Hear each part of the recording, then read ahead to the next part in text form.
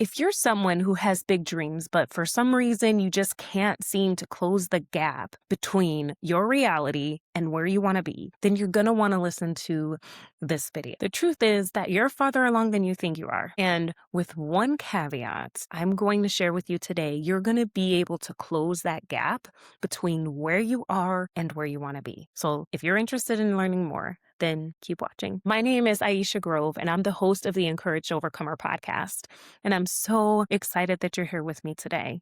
This podcast is for the overcomers. It's for those who are the high achievers who believe that there is an exceedingly abundantly above all that you ask or think life. And you don't want to settle for less. If that's you, then you're in the right place. So how do we close that gap between our dreams and our reality? You might have heard the verse Proverbs 24:16. For a just man falleth 7 times and riseth up again, but the wicked shall fall into mischief. Word just in this verse is referring to someone who seeks after God's wisdom and not perfection. Notice that that verse says 7 times, and the number 7 symbolizes completeness in Hebrew. So in other words, we'll face many trials, tribulations, and setbacks, and we'll still be able to withstand all of them. This stood out to me because it makes me think of the word resilience. It's defined by our ability to get back up and persist through the most difficult times. So even if you don't think that you're someone who is resilient, you are, and I can prove it to you. Have you ever gone through a breakup, lost a job, got rejected from a job interview, lost a loved one or a friend, or had to break up with a friendship relationship? I want you to think about that situation. How did it feel when you were going through it? And how did it feel when you came out on the other side and realized that that situation still hurt, but it didn't take over your life anymore? That's resilience. If you overcame something once, you will overcome again and again. And I want to share a story with you. So about a month ago, I'm in the gym in spin class on my exercise bike, and I am getting it. I'm in the zone, just turning the knob as high as it could possibly go. So I'm breathing heavy. I'm wincing.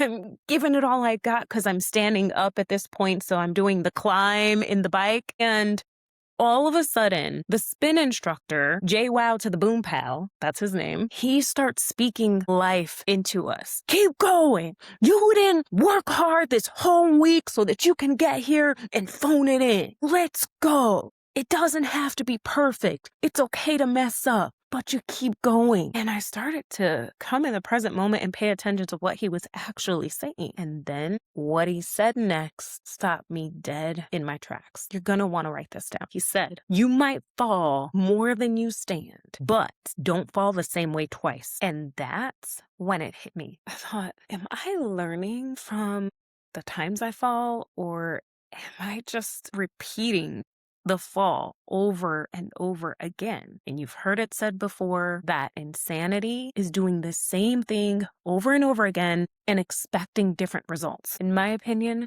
success isn't just determined by us just getting back up. It's in the how we get back up that makes a difference. Remember, 7 times, it's completion. That means it's perpetual. And it's the expectation that every single time that we get back up, we've learned something new that we can apply the next time. Now, the opposite is also true. At the end of that verse, it says, but the wicked shall fall into mischief. So if the rising up is perpetual, then the falling into mischief is also perpetual. I don't know about you, but I don't want to live a life that is constantly filled with drama and trauma, and it just feels like bad things and just crazy things are continuously happening to me. Yet there have been times where I've gone through things because of my own negligence, my own failure to apply what I learned. And at the same time, there are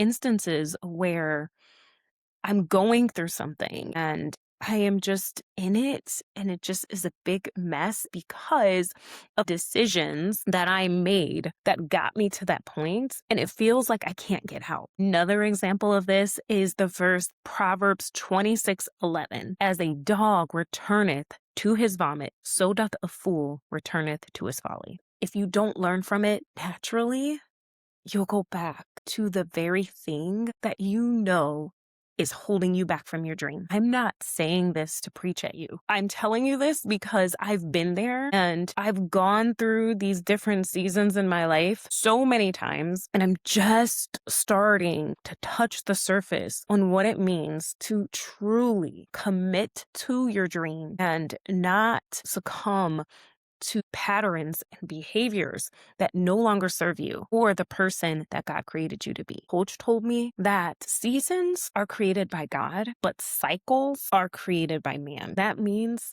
that cycles are optional. Those are patterns and behaviors that we can break. Sometimes, I don't know about you, but for me, I find out later that at the time, I just chose not to break that pattern. So how do we make sure that we don't fall the same way twice? Here are the steps. First, we reflect after the fall. I got this idea from David Goggins' book, Can't Hurt Me. He calls it filing an after action report. It's based off of something that he learned in the military. And here's how you do it. You write down all the good things that happened from the fall. What was something that you may not have understood at the time, but after having gone through it, you realize, that actually turned out better than I thought it did. Or I'm so glad that that happened to me when it did, because if it didn't, I wouldn't be where I am today. After you write down the good, you're going to make notes of how you handled the failure. From there, you make adjustments. When I say adjustments, I'm talking about adjusting your approach. This looks like being intentional about your environment, your boundaries, and your mindset. As a personal example, in January of 2026, I challenged myself to try to get in 70,000 steps in 1 week over 30 days. I was so pumped. I was ready to go. I had my Fitbit on, locked in. Well, a few days into that, I realized that my Fitbit wasn't syncing to the app on my phone. So when I looked at my steps, even though I was intentionally standing more, walking more, it was not showing that I had made any steps. So when I saw the total number at the end of the week, which was very minimal, I was discouraged. Unfortunately, I gave up. I just thought, this is ridiculous. I'll start again another day. And that day turned into many more days. Well, in March, I tried it again. I did my after action report. I decided that I was going to focus on my steps regardless of what the app said or not, that there were ways that I could, when I first wake up, do a 10-minute walk, whether that's outside or on my walking pad. Walk while I'm listening to a motivational video. After I eat, walk for 10 minutes. When I go on my lunch break, walk for 30 minutes. Instead of sitting down and eating some and walking, I was like, I'm going to dedicate those 30 minutes for walking. And when I got home from work, I parked the car, and before I came in the house, I would walk around the neighborhood. And I just want to share some of the stats with you so that you know what happened during the month of March. Week 1, I got 83,964 steps. Week 2, 74,989 steps. Week 3, 78,417 steps. And week 4, 66,111 steps. You might have noticed that the last week in March, I didn't reach that goal of 70,000 steps. But here's the caveat. Because I saw that in January, my mindset was all or nothing. I either did it 100% and saw the reward, the proof, or it didn't matter. And that's why I perpetually kept falling off the wagons or not being in alignment with my commitment. So when I hit those steps on the last week in March that were under 70,000, this time I logged it, and the very next week, well, the very next day, I got back on it. I kept going. Now I average daily between 12,000 steps and 16,000 steps because I chose not to let a setback, that my attempt wasn't perfect, to stop me from my goals. I still struggle with this. And I ask you, is there something that you can file an after action report on that you've been trying to get results with? You can try again. I'm here to tell you that you can do this. You can apply this concept to each and everything that you want to achieve, whether it's earning money in your business, whether it's being more intentional with reading or wanting to cook more at home as opposed to going out for meals. Whatever it is, you are one tweak away from making it happen for yourself. Final step that I want to share with you is to strengthen your foundation and trust in God. It's so important to have faith and trust in the process and not to let our failures define us. And I even want to take that a step further and say, redefine what failure looks like. Because if you attempted something and you fell down, but you got back up and you kept going and you tried again, is that really failure? Or is it an experiment? Another attempt where you learned just a little more than you knew yesterday. You're not behind. You're not broken. You, my friend, are a work in progress, as we all are, till the day of Christ. That thing that you haven't overcome yet, you're going to figure it out. Start telling yourself,